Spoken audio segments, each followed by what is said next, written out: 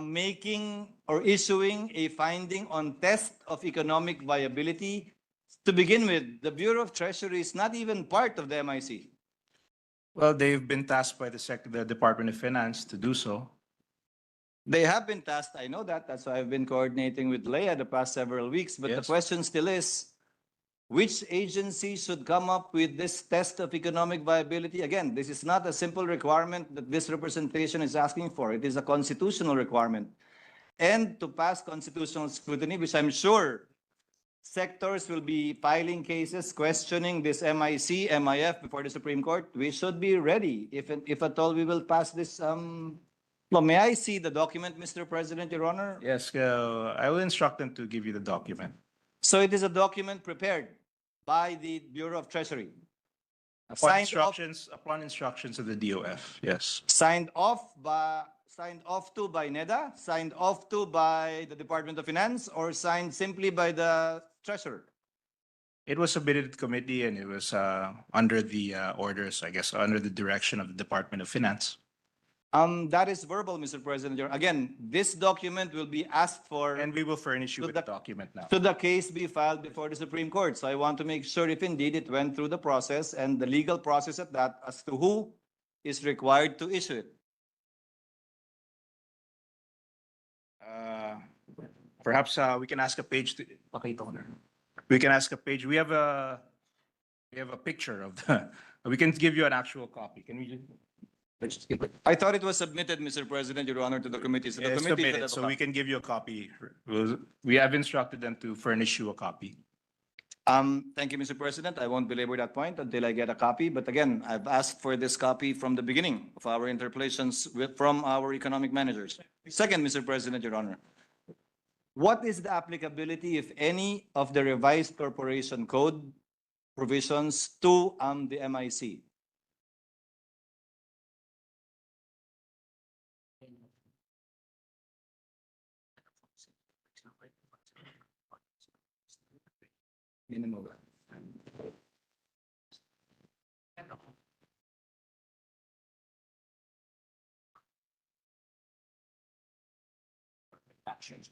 Well, the rules aren't as specific, but of course, we see here in the law, the general applications such as the authorized capital and other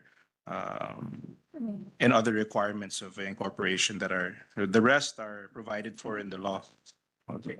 In the proposed bill. The concepts, what we have here are concepts, but of course, the specifics are provided for. It will be provided for in the in the IRR and also in terms of the decision of the Board of Directors. Mr. President, Your Honor, all GOCCs, the charters of all GOCCs cannot possibly provide for every incident or possibility they may face or may arise. So usually, the revised corporation code has suppletory application to it. So my question is, does it? And will it be provided in the bill that the revised corporation code will have suppletory application? Insofar as the MIC is concerned, if there is no provision in either its articles of incorporation, and in this case the law, and or its bylaws.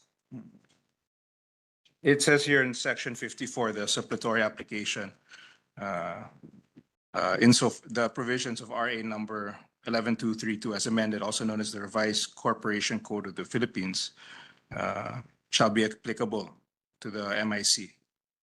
Thank you, Mr. President, Your Honor. Is the same true with respect to the revised Securities Act? Does it have suppletory application as well? Yes. Yes, the Security Regulations Code. Yes. It applies as well suppletorily. Suppletory. Next, Mr. President, Your Honor, I didn't see it in the bill. If I remember correctly, I also didn't see it in the proposed amendment. The term of the corporation, is there a term, a lifetime of the corporation, either in the committee version or in the proposed amendments of the economic? No, it is not. It's not provided for in the bill. There's no term, and even I believe the revised corporation code allows for perpetual existence of a corporation. Is that the intent here, Mr. President, Your Honor? Because even the BSP has a term. And the BSP will surely outlast any corporation GOCC we create, this one included, but the BSP itself, the charter. As it stands now, specifies that the is term. the intent of the bill, perpetual. Would But we this are be- open to any suggestions, of course, if your honor feels that there's something that, but as it is written right now in the bill, it is, there's no term. May I ask the authors of the measure or those who crafted this measure, what was their intention in not putting a term, a lifetime for this? What's the reason for making it perpetual? Again, compared to the BSP, which is the most important GOCC actually we have in the country. If that has a term, why will this have more precedence or importance than the BSP itself? I would think, I suppose, to have this, something of this magnitude, Tama lang, ganyan oh. perhaps Oh, it's ito, oh. intergenerational. Ang daming bagong sibol na tilapia. Maliliit pa oh.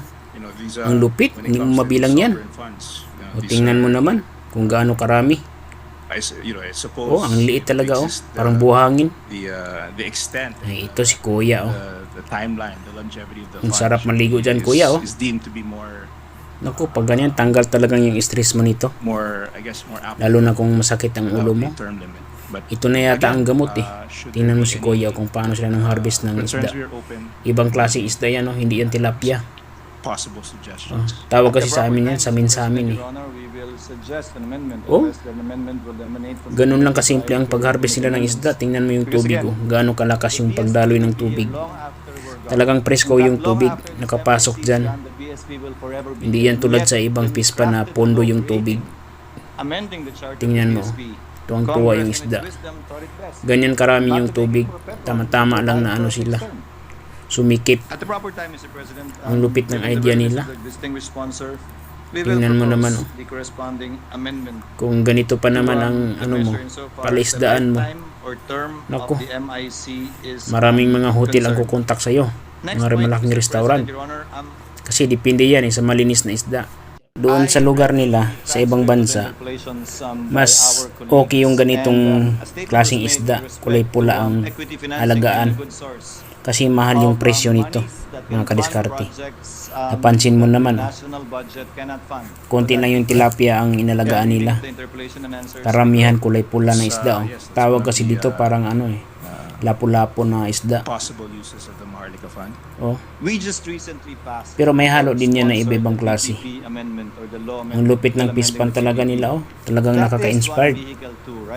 Ganyan dapat na puro semento. To fund certain government projects Ayan, where there is no expense whatsoever. Yung from mag-alaga ng isda, nako, hindi talaga maputik. Hindi nga and this mabasa will eh. be on top of it, similar to it, or in addition to it, or a redundancy of that. It's not a redundancy, it would be in addition. You know, of course, when you talk about PPPs, that's another medium, that's another source of funding for this government. But certainly, with an additional source of funding, we can only help. It can only add to the capabilities of government. Now, I read also the points on interpolation given by the sponsor that it can fund projects that the GAA cannot fund, to include roads, bridges, vertical structures. Would that be correct? Yes. If that is the case, Mr. President, Your Honor, let's say a road connecting X municipality to Y municipality costing, let's say, 1 billion. How will MIC earn from that investment? Will it be a toll road? Where is the return on investment on the fund? I think it's important to note one, not all projects, of course, will be will be attractive to equity investments. Not all, but I'm saying there are a lot of, for instance, like you said, of course, you do have to do a viability. It would have to go through NEDA. You know, there's a very robust vetting process for a lot of our projects, and they do compute the IRR. So there are projects that can be that can prove to give a good investment. And I'm not just talking about roads. I'm also talking about in the energy sector. I'm talking about even other infrastructure. It can be IT infrastructure. It can be agricultural. there's a lot of investments that can be made in different ways. It can be, you're investing equity in a company that's operating, that it perhaps is going to operate some infrastructure. There are many different ways that I guess this sort of equity investment can enter. And I think that Maharlika, as I mentioned earlier, provides a medium for that. But And not not, of only- course, not all. I mean, not every project is viable for equity investment. Certainly, there are projects that government does that has a timeline that might not be as attractive to the private sector. But there are projects that do yield very, very attractive rate of return, and that can also be attractive to foreign investors through the Maharlika. Mr. President, I'm not talking about